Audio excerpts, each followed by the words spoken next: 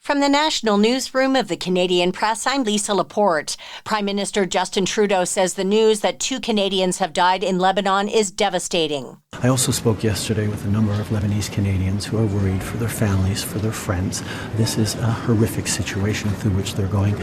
We need to see both Israel and Hezbollah de-escalate. The government is urging Canadian citizens to leave Lebanon while commercial flights are still available.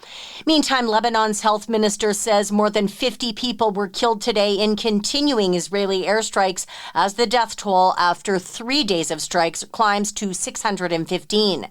The Liberal minority government has survived an effort by the federal Conservatives to bring it down. The government survived a vote of non-confidence in the House of Commons this afternoon. The 2024 wildfire season is shaping up to be the second largest in Canada in almost 20 years. Federal officials say 5.3 million hectares has burned so far this year, noting that number is preliminary. A tearful complainant testified today at Jacob Hogarth's sexual assault trial in Northern Ontario. The woman, whose name is protected by a publication ban, told prosecutors that she was terrified of the former Headley frontman and repeatedly tried to get away from him during an alleged sexual assault that happened in Kirkland Lake in 2016. Defense lawyers and the Crown agree that a sexual encounter happened at Hogarth's hotel after band members and fans attended a post-concert bonfire. Hogarth has pleaded not guilty to sexual assault, while prosecutors argue the encounter was not consensual. Forecasters are warning that Hurricane Helene will intensify as it crosses the Gulf of Mexico on a path to Florida. University of Miami hurricane expert Brian McNulty explains. Sometimes you just have a large African wave or something like that, and that ends up being a large hurricane. In this case, it didn't come from an African wave. This one kind of was brewed out of the Central American gyre, which is another strange critter, which is why it took so long for this to form. We've been watching this sitting and brewing for at least a week now. The storm already has prompted evacuations, schools to close, and officials to declare emergencies in Florida and Georgia.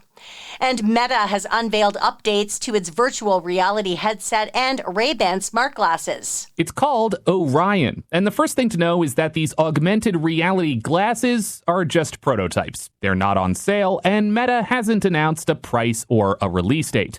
These chunky frames use tiny projectors and lenses made of silicon carbide to superimpose digital content on top of the real world. Everything from apps to web pages, video calls, even 3D holograms. Mike Dubusky, ABC News. This is the Canadian Press. In sports, the Toronto Blue Jays look to avoid a sweep at the hands of the visiting Boston Red Sox when they close out a 3-game series tonight. The Vancouver Whitecaps play host to Toronto FC tonight in the final of the Canadian Championship. And a revelation made by an NFL veteran this week at the U.S. Capitol Hill has cast a fresh light on the serious health consequences that follow pro football players into retirement. The House committee meeting was about welfare reform, but the bold-type headline came in comments from ex-NFL quarterback Brett Favre. I've recently been diagnosed with Parkinson's. Favre has said that he suffered more than 1,000 concussions during his college and pro careers. A year ago, a team of 20 researchers wrote in the Journal of the American Medical Association that playing football at all levels increases the chances of a Parkinson's diagnosis later in life. Jim Ryan, ABC News. From the Canadian Press, I'm Lisa Laporte. Thanks for listening. Don't forget to follow and subscribe. For more of today's top stories, visit thecanadianpressnews.ca.